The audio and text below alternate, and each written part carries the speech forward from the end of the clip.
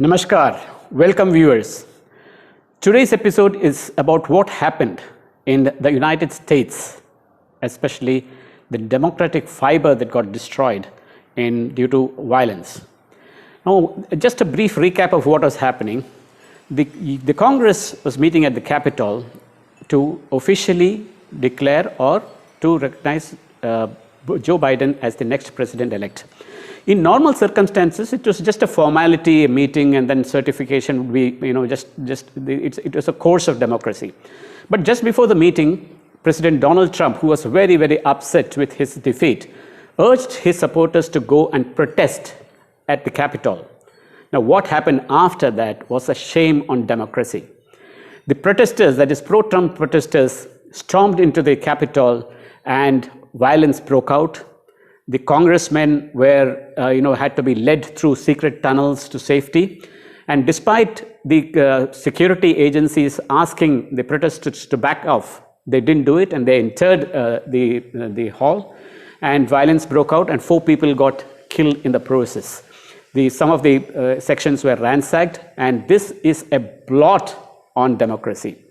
Now, this is the very same United States that preaches to people like, to countries like India on how we should run our democracy. Anything happening, they would say, oh, you have trampled on rights. Oh, you have done this. Oh, you have done that. As if the United States was just the upholder of democracy. But what happened yesterday was a shame on democracy. Utterly, setting a very bad example to the world. Finally, the Congress reconvened and the process of certifying Joe Biden as the next president.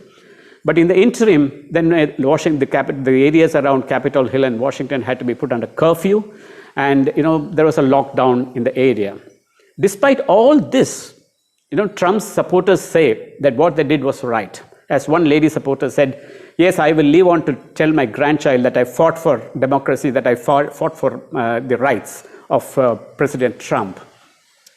There is now a move to revoke Amendment 25, which means that they will no longer recognize Trump as the president, and they will have Mike Pence, the present vice president, as the interim president before Joe Biden takes over on January 2021. So that is 20th. So that is the process that is happening. And the most powerful man in this world, his Twitter handle got locked. Facebook banned him for 24 hours, and he became speechless. Despite urging his supporters to go back, it was pretty late. Then in another move, which actually is a welcome sign, is that in Georgia, where a re-election was held because it was a close run, the 2 seats were won by the Democrats, which means that the Senate would be divided 50-50 now between the Republicans and the Democrats. So that will give more power to Joe Biden's team, because now he will have the majority in the Senate too. Earlier, what used to happen is the Congress used to pass legislations and the Senate would block it because the Congress was controlled by the Democrats and the Senate by the Republicans. With this 50-50 tie, the power shifts to the Democrats, because if there is a tie, then Vice President Kamala Harris can exercise her vote and the majority then shifts to the Democrats. But then there are some some legislations which would need 60 votes to pass through, but that is just a minor thing because that can always go through. Hopefully, in the coming days, at least good sense would prevail and Trump would decently hand over power to Joe Biden.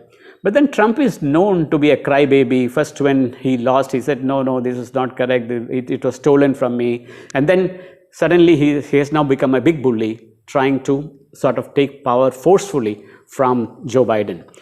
As what Prime Minister Narendra Modi said, that this is really very shocking what has happened in the United States, and hoped that there would be a peaceful transition of power. That is what the world is looking to. And hopefully, in the coming days, we will see the restoration of democracy in the United States. Thank you.